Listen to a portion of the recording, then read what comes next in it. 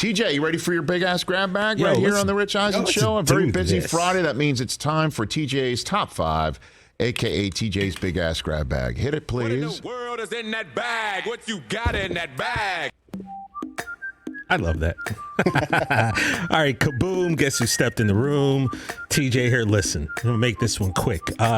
In this week's grab bag, I was looking at Reddit. Chris Brockman, like 2 years ago, sent me down the Reddit wormhole, right? I really didn't go on Reddit too much.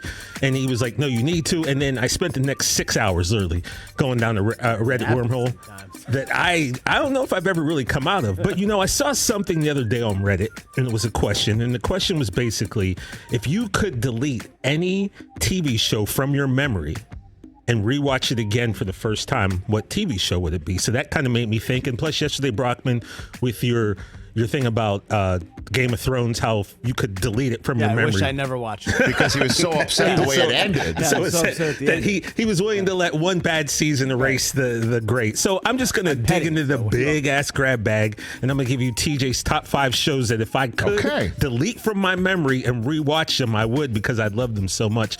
Come to number 5. Back in the day, in the mid-'90s, I know everyone was watching Seinfeld and everyone was watching Friends, and I grew to have an appreciation for Seinfeld, as you know. But back in those days, I wasn't watching that. My Thursday night lineup consisted of Fox, and the main thing on that Thursday night lineup was Martin.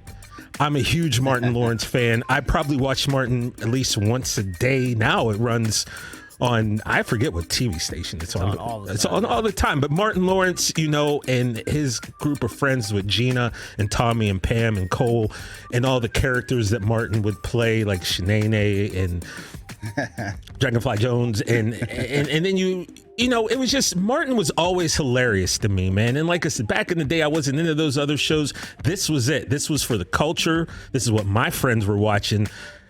I love Martin, and if I could go back and watch it all over again, I would. What's up? What's up? What's up? Okay, coming to number 4.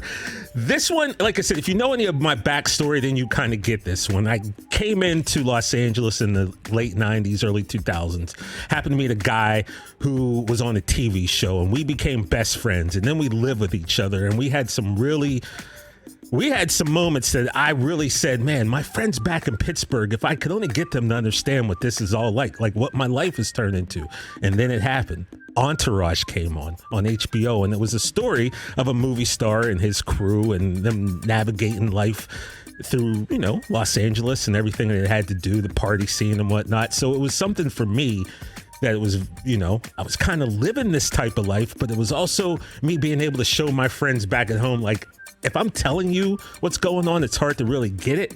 But when I'm showing you, now you can kind of see what life is like. So if I could go back and just rewatch Entourage, it was one of those shows, Chris, that I didn't wait for the DVR. I made sure I was at home on Sunday for that first. Yeah, you watch it live. Watched it live almost every week. So I loved Entourage, and I'd go back and do that again.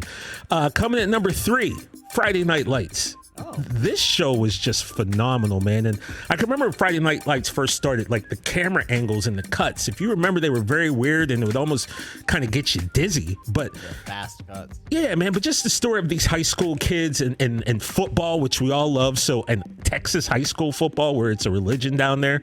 And plus, you got Coach, you got Principal Tammy, Mrs. Coach. I just loved Friday Night Lights, and it was just something really cool, and it kind of puts you back in that high school mode. Although my high school, we weren't drinking beer like Tim Riggins, and we didn't have, a lot of girls that looked like Layla, but Friday Night Lights I loved it, bro. And I know you and I talked about this, just show that you were really into as well, right? Yeah, the pilot episode is maybe one of the best hours of TV. Available on Peacock, yeah. All right, coming in at number 2. I'm going to be honest, there were 3 shows that I could have put in here. They're all pretty heavy. I left one out. Coming in at number 2, I put The Wire. And the reason I put The Wire is very simply. That's number 1 for me. In addition to being one of the greatest television shows of all time, the reason The Wire probably isn't number 1 is because at that time, from 2002 to 2008, I was still doing the Hollywood thing. I was still in these streets, Chris. I wasn't running home to watch The Wire. So I'd pick up, shows here and there, but I wasn't fully committed to it until recently, really the pandemic, when I just sat down and rewatched the whole thing. But The Wire, honestly, if this is anyone's number one, no one's going to argue with you. Yeah, it's what's your number one? Well, number one, I got Breaking Bad, and I think that's pretty obvious. But I also want to say this: I almost ended Breaking Bad. I almost ended Breaking Bad. Beginning of the second season, I'm down in Hollywood on Sunset and Gower, going to a club. I'm in my old El Camino. I pull up to a red light, and I almost hit a guy crossing the street. That guy was Aaron Paul. And I was friends with Aaron Paul back then. So could you imagine if me and the El Camino had wiped out Aaron Paul at the beginning of season 2 of Breaking Bad?